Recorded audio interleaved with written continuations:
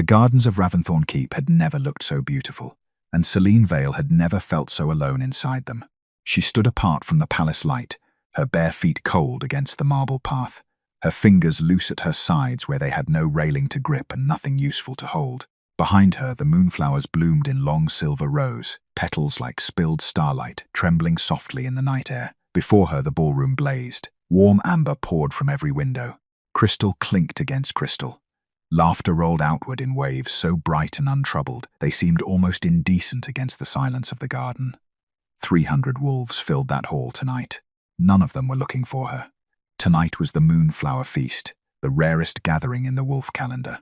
Moonflowers bloomed only once every 10 years in Ravensthorn's soil, and their flowering marked the one-night tradition demanded the Alpha publicly reaffirm his alliances, honor his house, and stand before his people not merely as a ruler, but as a man choosing his future.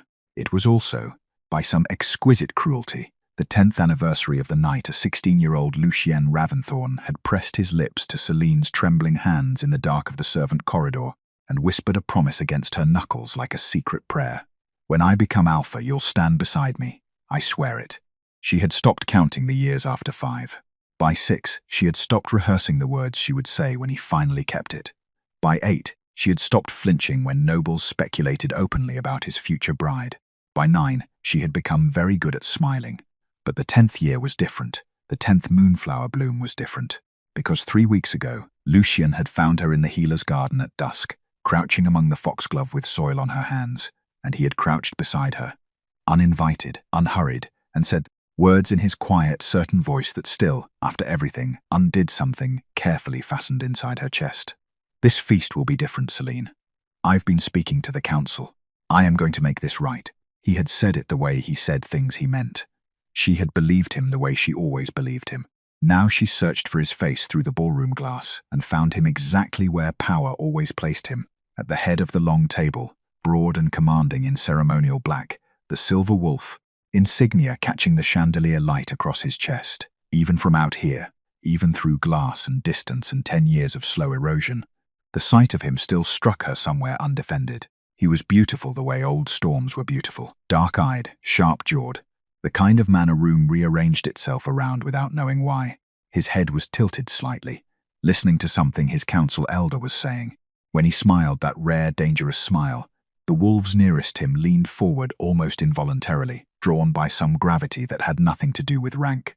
Selene pressed her fingers against the cold glass door and watched him. She was looking for something specific, a glance toward the garden, a restlessness in his posture, the particular tension she had learned to recognize when he was thinking of her, a subtle tightening across his shoulders, a stillness behind his eyes that meant his attention was divided.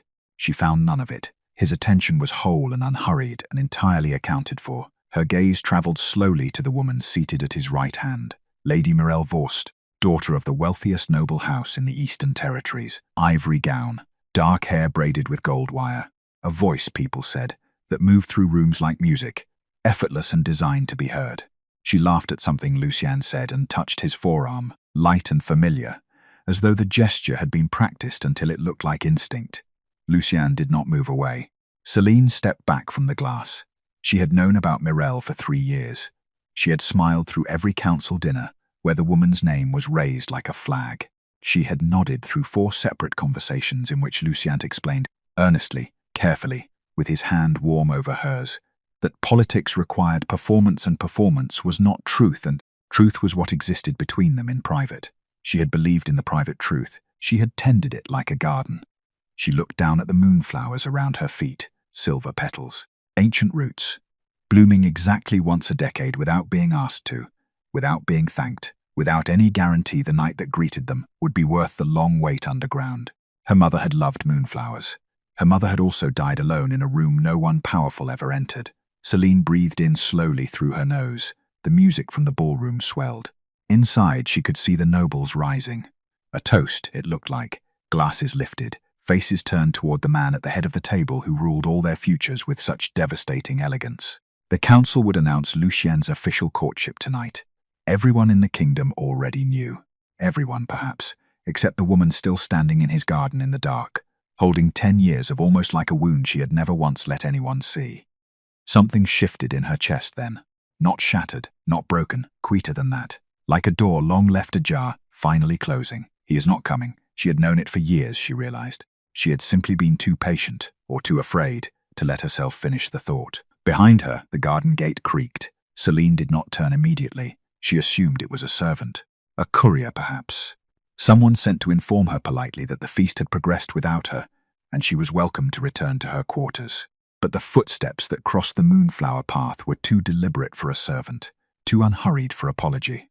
And when she turned, the man standing at the garden's edge was no one she had ever seen at Ravensthorn. She had believed in the private truth for 10 years. She had not known, until this moment, that someone else entirely had been watching the cost of it. Before we continue, please hit the subscribe and like button and tell me which city you're tuning in from. I love to know where this story found you. Now let's dive in. She packed before dawn, not because she was eager, because if she waited until the light came fully, she knew she would find reasons to stay. The familiar weight of her healer's satchel on its hook, the small clay pot of foxglove on the window ledge, the way morning came quietly to her quarters before the rest of the keep stirred. Ravensthorn had never been kind to her, but it had been known, and there was a particular grief in leaving the things you have survived. She was folding her second dress when Lucien opened the door. He did not knock. He never had. For 10 years that small presumption had felt like intimacy. Now it just felt like a habit he had never bothered to examine. "You're actually leaving?" His voice was low. Not a question.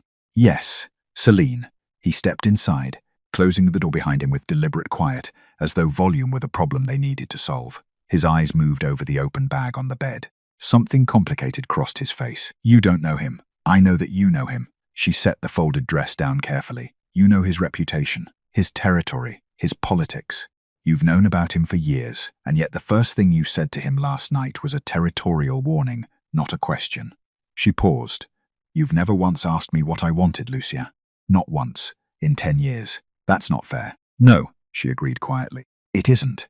He crossed the room in 3 strides, stopping close enough that she could smell the cedar and cold iron of him.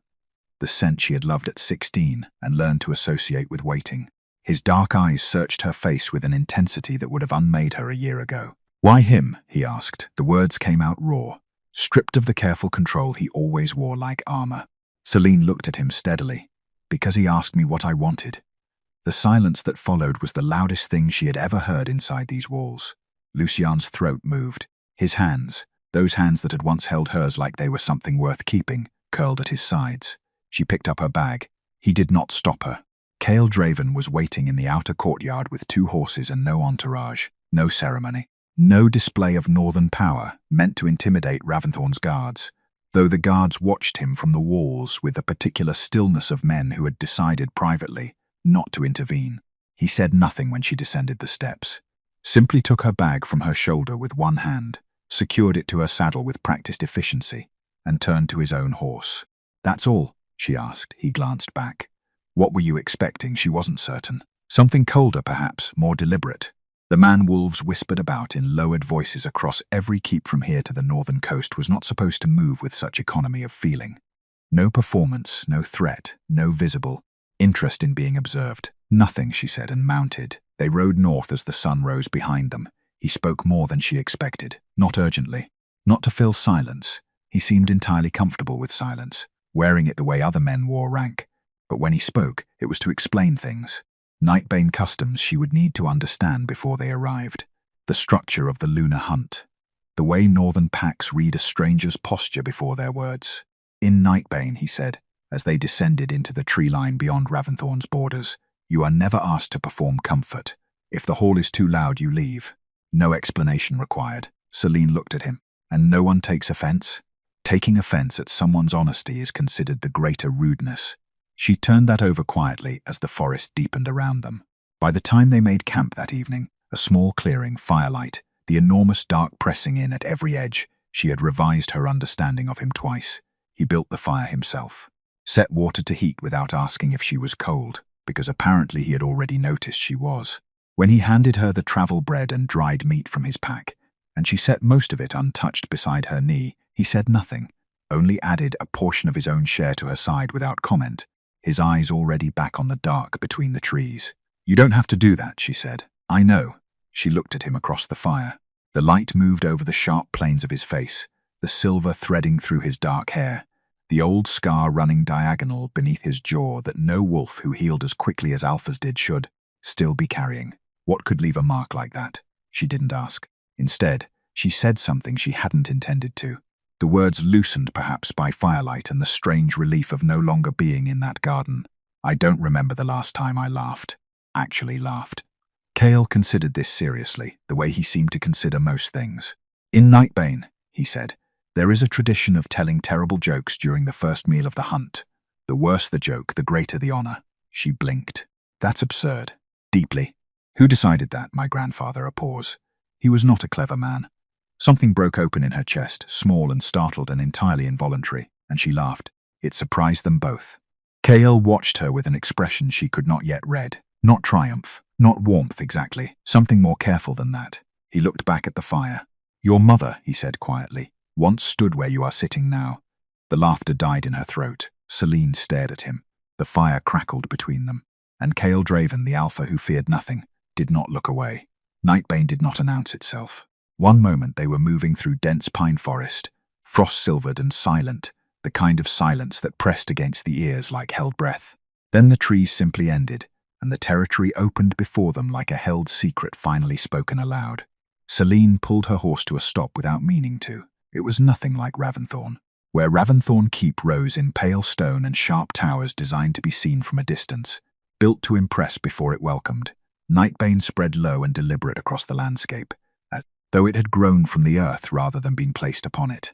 Dark timber halls with living moss climbing their walls, torches burning silver blue in iron brackets, wolves moving through the settlement with an unhurried ease that suggested a people who had never needed to perform calm, because they had never been afraid inside their own borders. Above it all, carved into the face of the northern mountain at the territory's back, was a temple, ancient, enormous. The stone so old it had taken on the color of the sky behind it, and the symbols running its face were worn smooth by centuries of weather into something more felt than red. The Hall of the First Moon, Cale said beside her, following her gaze. Where the lunar hunt opens. How old is it? Older than the packs that claim it. He nudged his horse forward. Come. They noticed her immediately. Not the way Raventhorn wolves had noticed her, cataloguing her quietly, measuring her bloodline against her borrowed status, finding her insufficient and filing the conclusion away behind polite smiles. This was different. Wolves paused as she passed, not in suspicion, in something closer to recognition which made no sense because she had never set foot in Nightbane in her life. A woman near the eastern hall entrance, broad-shouldered, grey-streaked, carrying the quiet authority of someone who answered to no one she hadn't chosen, looked at Celine directly and pressed one fist briefly to her chest. A greeting, a formal one. Celine slowed. What does that mean? Respect offered freely, Cale said, his voice low. It's not given to guests, only to equals. She looked at him. His expression told her nothing as usual. But he had quickened his pace slightly, and she was beginning to understand that Cale Draven communicated in adjustments rather than declarations. The lunar hunt opened at dusk. The Hall of the First Moon held perhaps 200 wolves, arranged not in the ranked hierarchical seating of a Raventhorn feast, but in wide concentric circles around a central altar. Flat black, stone veined with silver, worn smooth at its center where generations of hands had touched it. The blood moon hung enormous and rust-red through the open ceiling above. The air smelled of pine smoke and something older underneath it, something mineral and alive, like earth just after lightning. Cale stood at the altar's edge and spoke the opening rites in the old tongue. She didn't understand the words but felt their shape, heavy, deliberate, deeply meant. The gathered wolves listened without restlessness. Here, ceremony was not performance. When he finished, a young wolf, barely older than a pup, solemn-faced and clearly honored to be chosen, approached Celine with a shallow stone bowl of dark liquid and waited. She glanced at Cale. Moonwater, he said quietly. Touch the surface, nothing more. She dipped 2 fingers. The reaction was instant. The silver veining in the altar stone nearest her hand brightened, a soft, unmistakable pulse of light, there and gone in a heartbeat. 3 wolves across the circle inhaled sharply. The elder nearest the temple door took one slow step forward and stopped herself, her eyes fixed on Celine's face with an expression of careful, controlled astonishment. The young wolf with the bowl stared up at Celine as though she had done something extraordinary simply by existing. Celine withdrew her fingers and said nothing.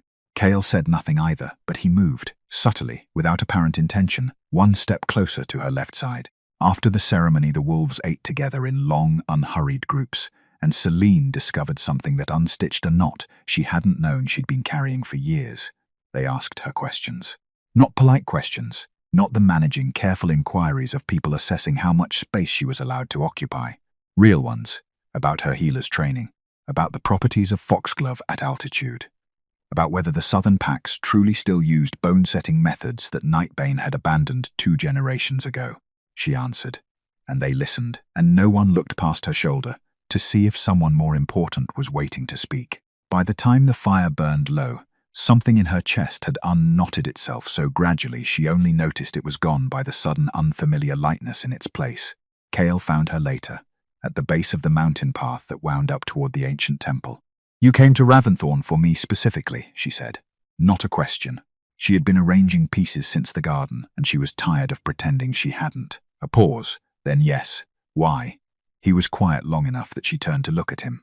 "There are things I owe you," he said finally, "that I owe your bloodline. I will explain them. All of them, but not tonight." She accepted that, for now, and turned back to the temple. Its doors were enormous, black stone, sealed, visibly, for years, moss thick in the carved seams. She raised her hand and pressed her palm flat against the surface. The doors opened without sound. Celine stepped forward into the dark, and the vision took her instantly, violent and wordless and absolute. A woman running, a great hall burning behind her.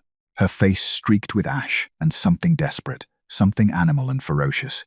Not fear, but the shape love takes when it becomes survival. And in her arms, wrapped in cloth the color of moonflowers, a baby. The woman looked back once. Her face was Celine's face. The fire swallowed everything.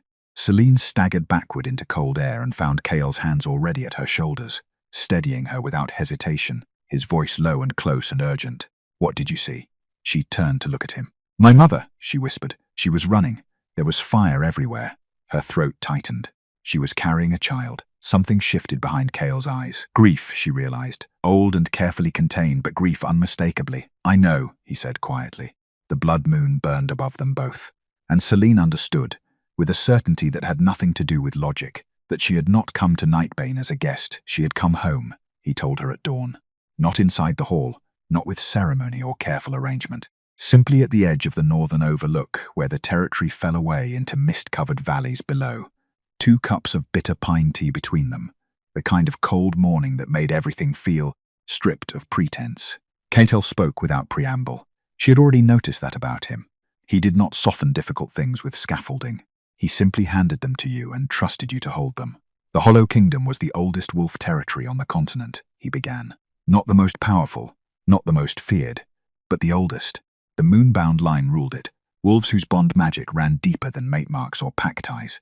They could share memory, grief, strength, across distance, across death sometimes." He paused. The other councils found that deeply inconvenient. Celine kept her eyes on the valley. Inconvenient. Power that cannot be controlled is always inconvenient to those who built their authority on controlling it. He drank. 26 years ago, the Eastern and Western councils reached a quiet agreement.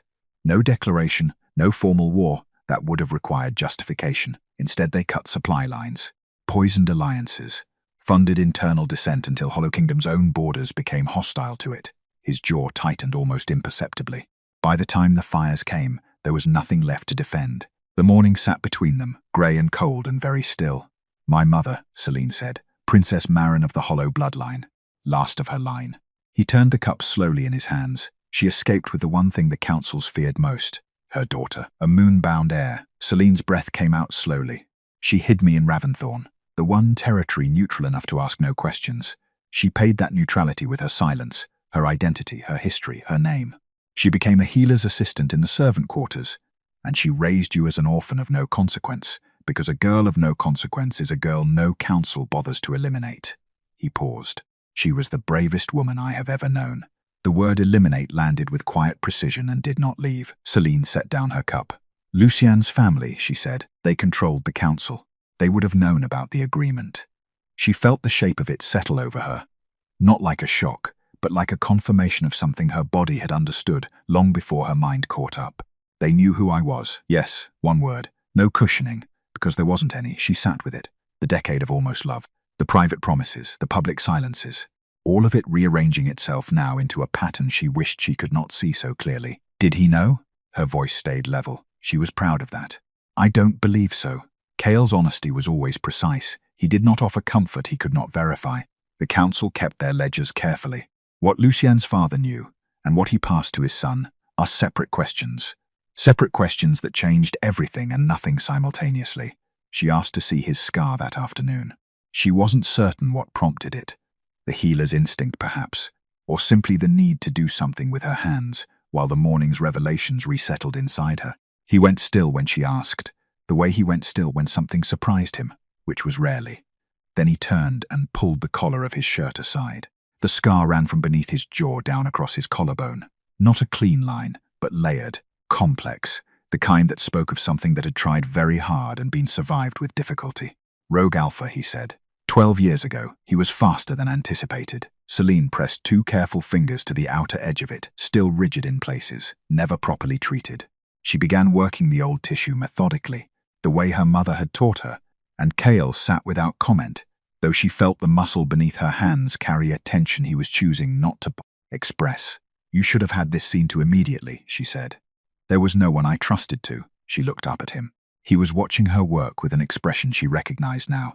That careful, contained attention he gave things he considered important. I never intended to love you, he said. The words arrived so quietly she almost missed them. I came to Ravensthorn because I made a promise to your mother, to find you, protect you, deliver you from whatever danger Ravensthorn's politics would eventually manufacture. He paused. It was a duty, a debt I owed her, nothing more. Celine kept her hands steady. And now? The silence lasted long enough to be its own answer. Now, he said finally, I find that duty has become considerably more complicated. She did not push further, neither did he. But something shifted in the air between them, careful and new and entirely mutual. She heard the horses first. 3 of them, moving fast up the northern approach, the rhythm familiar in a way that found her before she consciously placed it. She was already standing when Cale appeared in the doorway behind her, his posture immediately different, measured, alert, every line of him reorganizing around a threat assessment. Below at Nightbane's outer boundary, a rider dismounted in the grey afternoon light, dark hair, ceremonial black travel coat. The silver wolf insignia of Ravensthorn keep catching the pale northern sun. Lucien Ravensthorn stood at the edge of Cale's territory and looked up toward the hall with the expression of a man who had ridden without stopping and arrived only slightly too late to matter, and somehow, disastrously, still looked like everything she had ever wanted. Cale went down to meet him first. Celine watched from the overlook as the 2 men stood at Nightbane's boundary, close enough that the conversation was deliberate, far enough that it was not yet a confrontation. She could not hear the words. She could read everything else. The precise stillness of Cale's posture, the controlled urgency in Lucien's, the way neither man moved toward the other, 2 gravitational forces balancing at exact and careful distance. It lasted 4 minutes. Then Cale turned and looked up at her. She descended. Lucien looked worse than she had expected. 2 days of hard riding had stripped away the ceremonial polish, the careful composure he wore like a second coat in Ravensthorn's halls. What remained was something rawer and less managed, dark circles, a jaw unshaved, eyes that found her immediately across the courtyard and did not move from her face with the focused, almost desperate attention of a man who had rehearsed this moment for 2 days and already understood it was not going to go the way he'd rehearsed. Celine, her name in his voice, still, even now, a specific kind of damage. You rode through the night, she said. Yes, he exhaled, a short, frustrated sound directed entirely at himself. Because I should have said this years ago. Because I am saying it now, here, in front of his territory and his wolves and whoever else is watching. He stepped forward. I love you. I have loved you since you were 16 years old in a servant corridor, telling me I had spinach in my teeth before my first council address, and I have done almost everything wrong since then, and I know that. But I am asking you to come home. The courtyard was not empty. Nightbane wolves had found reasons to be nearby, unhurried, unobtrusive but present witnesses. Lucien did not lower his voice for them. In 10 years he had never once said those words in a room that could hear them. She felt it land, that particular treacherous warmth of being publicly claimed by the person you had wanted to claim you for a decade. Her body recognized it before her mind could arm itself. Cale stood 6 feet to her right, saying nothing, his arms loose at his sides, not intervening, trusting her, she realized, to hold the ground herself. You left Lady Morel's courtship feast, she said carefully. To ride 2 days north and tell me this. Yes, the council can manage themselves. Something fierce moved across his face. I am done managing myself into silence for the council. That's a very large statement from someone who has had 10 years to make it. His jaw worked. I know. Why now, Lucia? She kept her voice even. What changed 3 days ago that hadn't changed in 10 years? The question sat between them and neither of them looked away from it. When he spoke again, his voice had dropped. Not from shame, but from the weight of something he had carried alone for a very long time. When I was 22, he said, I went to my father and told him I intended to choose you. Publicly, formally, before the council. He stopped. He showed me a document. Council correspondence, internal, sealed, predating my ascension. A contingency protocol. Celine waited. If I claimed you openly, if I elevated you to Luna, or even announced formal courtship, the council had agreed unanimously to classify you as a political liability. His voice was controlled and absolutely hollow. They would have eliminated you within the season. Quietly, in a way that could not be traced back to them or to me. The courtyard air was very cold. I was 22, he said. I had just become alpha. I had no coalition strong enough to move against the full council without destroying the pack entirely. And they knew that. His eyes held hers. So I made the only choice that kept you alive. I kept my distance. I kept you ordinary. A healer's apprentice of no political consequence. A girl too unremarkable to eliminate. Celine heard the words, understood them, felt the terrible specific logic of them click into place alongside everything Kale had told her at dawn. They had all known what she was. Lucien had known she was in danger, and said nothing. The council had known she was the hollow heir, and orchestrated her invisibility around that knowledge. And she had spent 10 years feeling unremarkable when she had in fact been surrounded, carefully, deliberately, by people managing the threat of her existence. Lucien. Her voice was very quiet. He looked at her with something so unguarded it was almost unbearable. You believed, she said slowly. That silence protected me. Yes, you watched me disappear into 10 years of waiting. You watched me enter rooms through servant doors. You stood beside Mirelle Vost at your own feast while I stood in your garden alone. Each word landed clean and separate. And you believed that was protection. I believed it was survival. You believed, she said, that my survival was worth more than my knowledge of my own life. Lucien opened his mouth, closed it. She stepped forward, close enough that this was entirely between them now. I would have fought, she said softly. I would have run. I would have found another way. I was not a child to be kept ignorant for her own safety. Her voice did not tremble. She was done trembling. I deserved the truth, Lucien. The truth was mine. He had no answer. She could see him searching for one. Genuinely, painfully searching, and finding only the long, honest silence of a man who had made a devastating decision with loving intentions and no courage whatsoever. Then why? She asked. Didn't you trust me with it? The wind moved through the courtyard. Lucien Raventhorn, who ruled 300 wolves and commanded the loyalty of every noble house in the Eastern Territories, stood in the cold northern light with nothing left to say. Behind her, she heard Kale exhale once, quietly, without satisfaction. It was the saddest sound she had ever heard him make. Lucien left before nightfall. No ultimatum, no final argument. He simply stood in the courtyard for a long moment after Celine walked away, as though waiting for something to change. And when nothing did, he mounted his horse and rode south into the grey afternoon without looking back. She watched from her window until the tree line swallowed him. Then she sat on the edge of her bed in the small northern room Nightbane had given her, pressed her hands flat against her thighs, and felt the full weight of the last 5 days settle into her bones. All at once. She did not cry. She was not certain she had anything left that resembled grief for the loss of Lucien. What she felt was quieter and more permanent. The particular exhaustion of a woman who had finally set down something very heavy and was only now registering how long she had been carrying it. She fell asleep before the moon rose. The dream was not a dream. She understood that immediately, the way you understand certain things in the dark. Not through logic, but through the body's older knowing. She was standing in a forest she had never seen, silver-barked trees stretching upward into a sky so full of stars it cast its own light. The air smelled of frost and something sweeter beneath it, like crushed moonflowers. Her hands were wrong. She looked down. They were covered in silver-white fur, and they were not hands anymore, and she was not standing. She was low, 4-footed, the ground beneath her paws humming with something vast and patient and ancient, and she understood, with a clarity that bypassed every rational thought she possessed, that this was not a shape being given to her. It was a shape returning. She woke gasping. The room was bright. Not from the lamp, from her.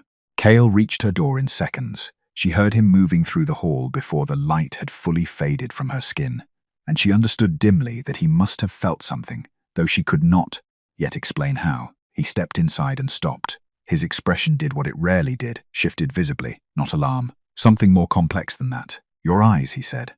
She crossed to the small mirror above the washstand. Her eyes were silver, bright and complete as a full moon, edged in the faintest ring of gold. The color would settle, she knew instinctively, into something closer to her usual grey-green.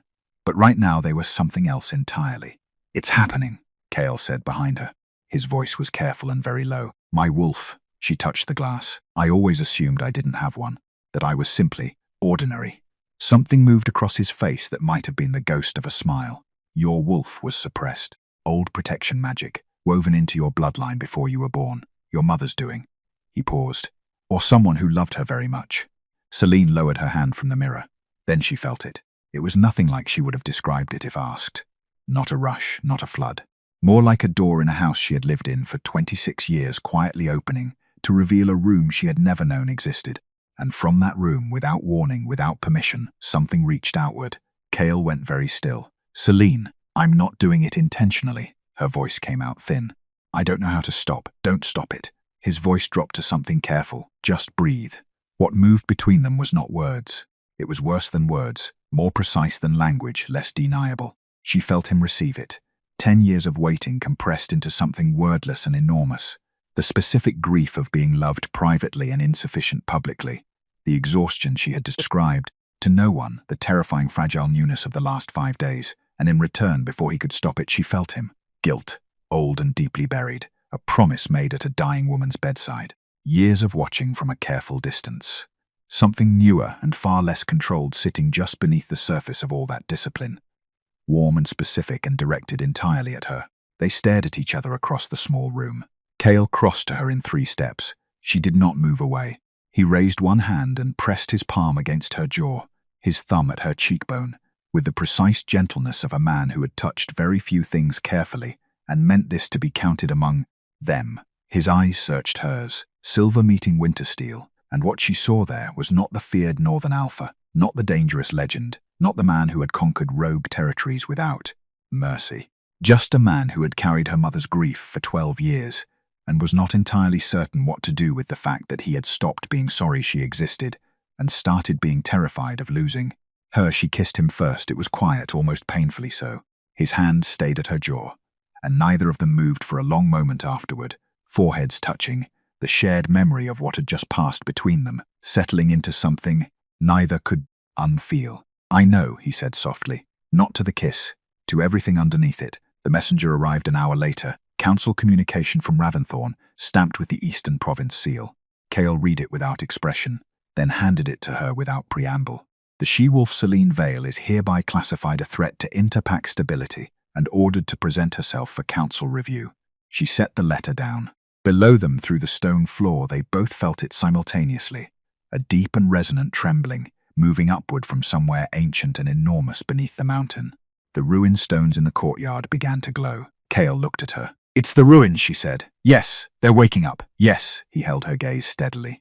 "And the council already knows. They came at midnight, no declaration, no formal challenge that would have required acknowledging Nightbane as a sovereign territory and Celine as something worth declaring war over.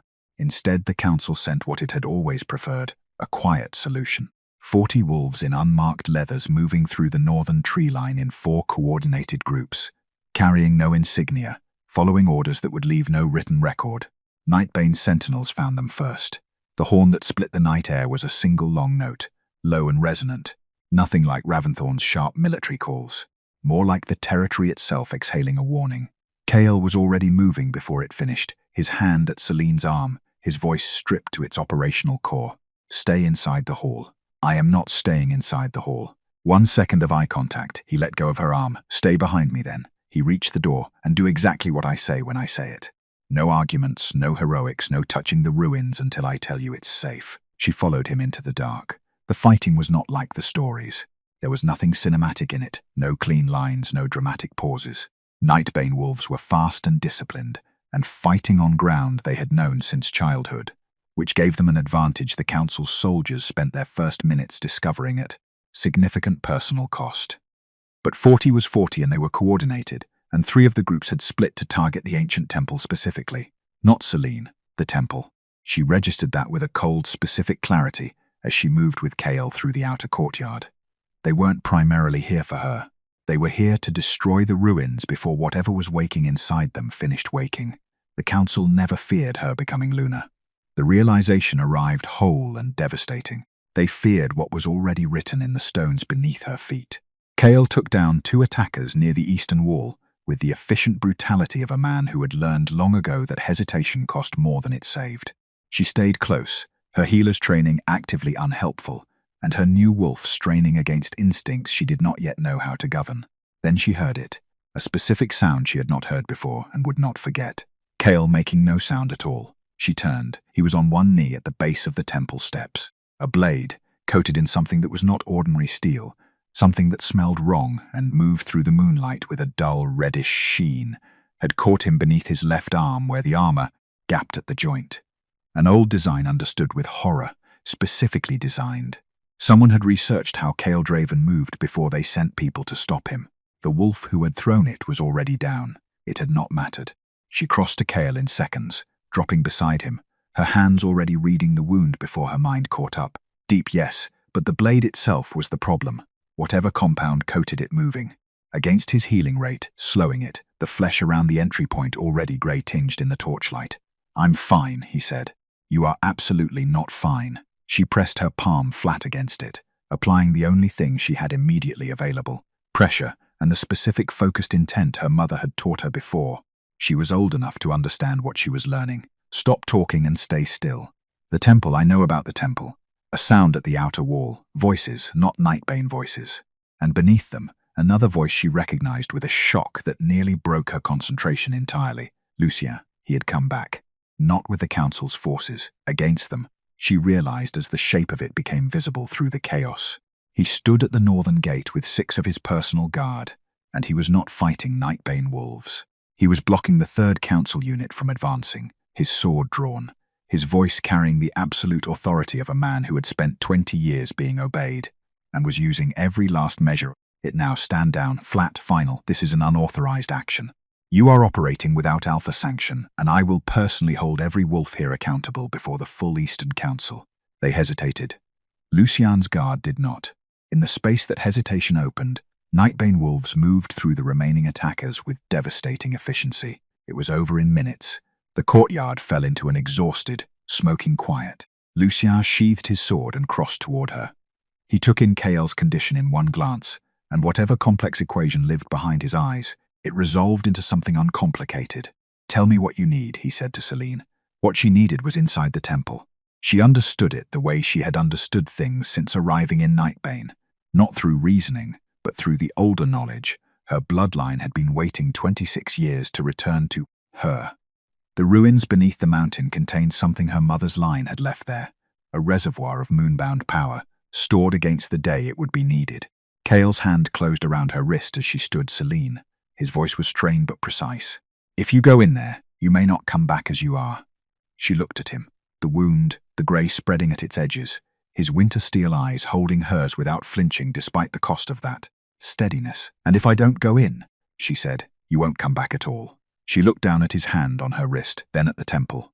The ruins pulsed gold beneath the blood moon, patient and enormous and waiting, as they had been waiting for 500 years. Celine stepped forward. The ruins swallowed her whole. Not violently, there was no resistance, no threshold to force. The temple simply received her the way deep water receives something that was always meant to sink into it, closing around her presence with a recognition so complete it felt like the absence of struggle rather than the beginning of it.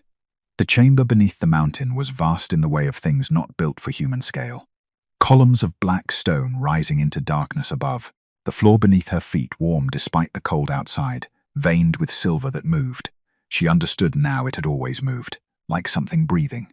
Every surface carved with symbols her eyes could not read, and her blood understood entirely. At the chamber's center, a basin, wide and shallow and filled not with water but with light, silver white. The precise color of the wolf she had become in her dream, the color of what she was.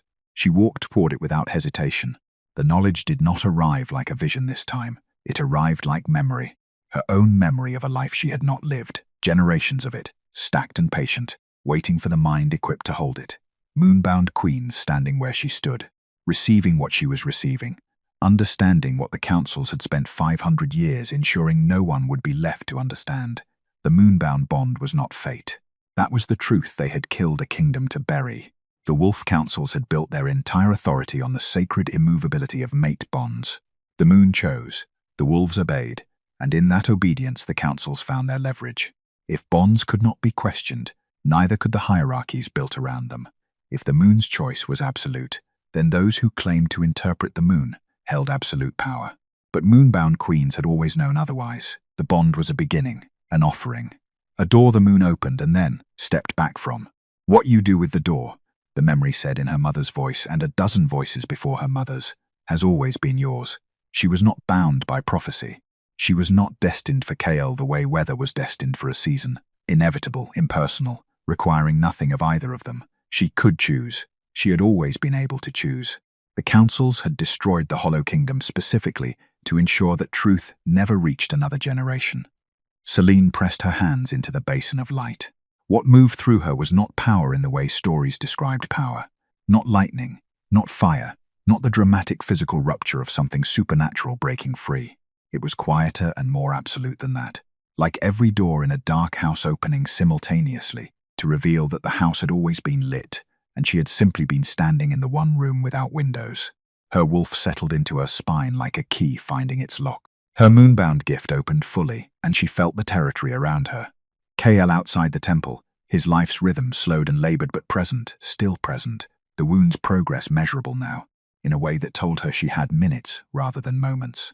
Lucien at the outer wall, his decision already made before she entered, carrying it the way he should have carried his love for her, openly, at personal cost, without asking for credit. She felt the council's architecture next old, extraordinarily old. A network of binding agreements woven into the territorial borders of every pack on the continent, generations deep, each one anchored to a central instrument housed in Ravensthorn's lowest vault. Not magic in the moonbound sense, smaller than that, meaner, the accumulated legal and spiritual weight of 500 years of documented control, each agreement referencing the one before it, an unbroken chain designed to make its own dismantling illegal. She found the first link. She broke it outside. Lucien felt it. She knew because she felt him feel it, the moonbound awareness reaching outward without effort now, reading the emotional landscape of everyone connected to her history. He was standing at the northern gate when the first binding snapped, and the expression that crossed his face was not surprise, but the particular grief of a man watching something he built from fear finally come apart at the foundation.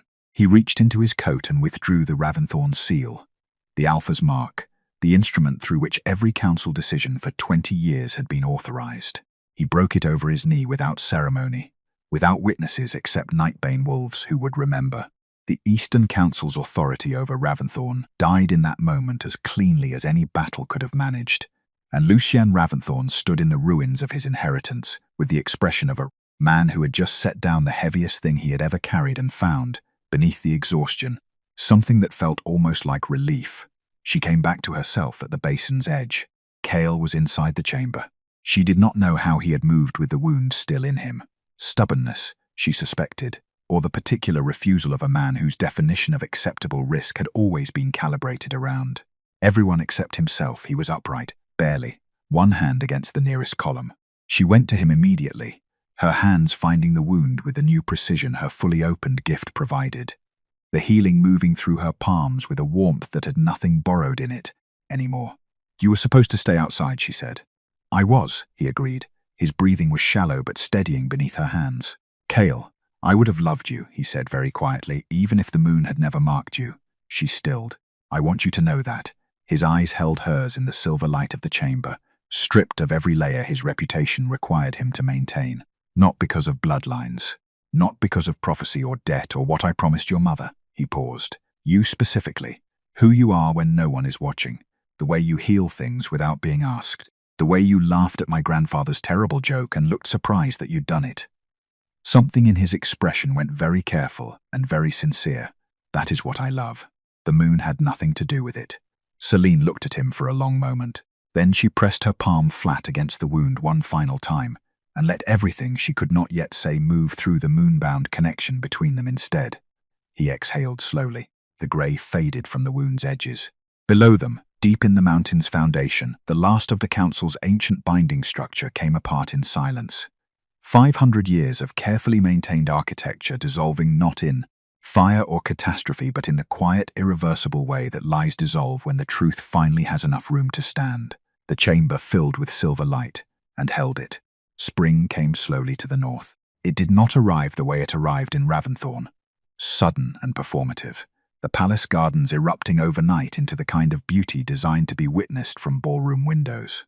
In Nightbane, and in the new settlement rising beside it where Hollow Kingdom's foundations had been cleared of 5 centuries of stone and silence, spring came incrementally, a degree of warmth each morning, birdsong returning one species at a time, the frost retreating from the valley floor like something that had decided, without announcement, that its work here was finished. Celine noticed all of it. She had spent 10 years learning not to notice things too closely, because noticing required hoping, and hoping had a cost she'd grown careful about paying. That particular economy was dissolving now, slowly, the way old habits dissolved, not in a moment of decision but in the accumulated evidence of days that did not require it anymore. She was in the healer's garden. Her garden, the one Nightbane wolves had built without being asked in the weeks following the council's dissolution. When Lucien found her, he looked better than he had at the northern gate. Rested, she thought. Lighter in some way that had nothing to do with what he was carrying, and everything to do with having finally chosen what he would, and would not carry going forward. The Ravensthorn seal was gone from his coat. She noticed its absence the way you noticed the absence of a sound you had grown so accustomed to, you'd stopped hearing it until it stopped. "I'm leaving tomorrow," he said. She set down the foxglove cutting she'd been working with. "Where?" "South first." "Then I don't know." He said it without distress. "I've been Alpha of Ravensthorn since I was 20 years old.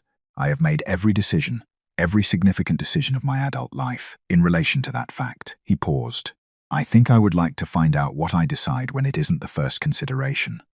Celine looked at him steadily. This was the Lucien she had loved at 16, before the council and the weight of inheritance had finished their work on him, uncertain and honest, and moving towards something without knowing its name. She had spent years mourning that version of him as though it were lost. It had simply been buried. Recoverable, it turned out, at significant personal cost. "Eamon will hold Ravensthorn until the new structure is established," he continued. His first act was to formally dissolve the Eastern Council's authority. Second was to send reparation correspondence to Nightbane. A pause. Third was to have my father's study cleared. I didn't ask him to do that one. He did it because he understood. Eamon was always more perceptive than you gave him credit for. A faint smile crossed his face.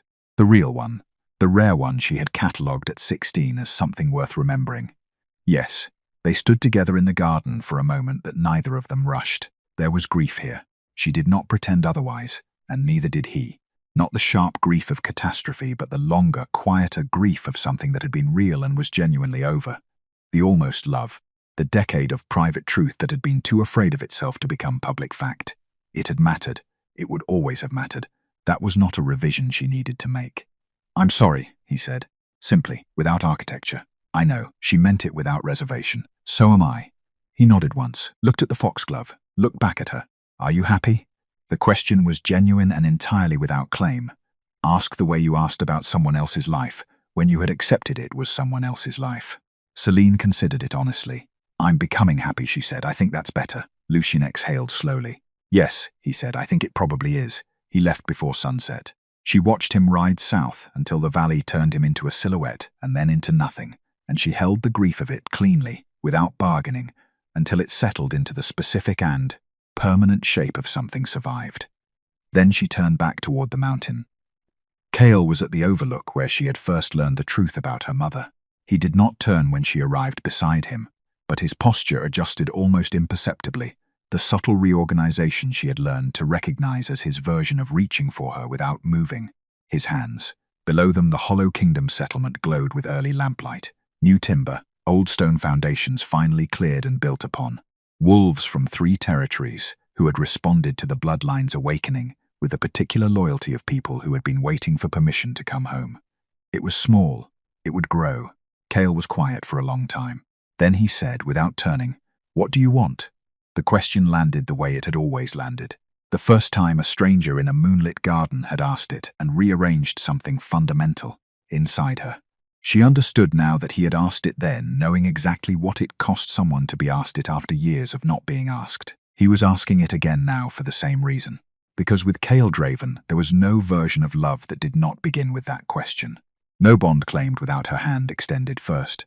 No future decided in her absence. Celine looked at the kingdom below. At the mountain above, at the man beside her, dangerous and careful and entirely, terrifyingly sincere. "You," she said. "This. A life I chose with both hands," he turned then. What crossed his face was not triumph or relief, but something quieter than either. The expression of a man receiving something he had not allowed himself to want until it was already standing beside him, asking to stay. He took her hand. Below them, in the dark soil of the valley, the first moonflowers of the season opened their silver petals to the night. Not in Ravensthorn's manicured garden rose, not beneath ballroom windows or palace lights. Here, in the recovered ground of a kingdom that had survived everything used against it. For the first time in her life, Celine was not waiting to be chosen. The moon, the kingdom, and the future were waiting for her instead. If you enjoyed this story, let me know in the comments below. Your support helps me bring more moonlit stories like this to life. Don't forget to subscribe for more tales of wolves, romance, and second chances that refuse to stay buried.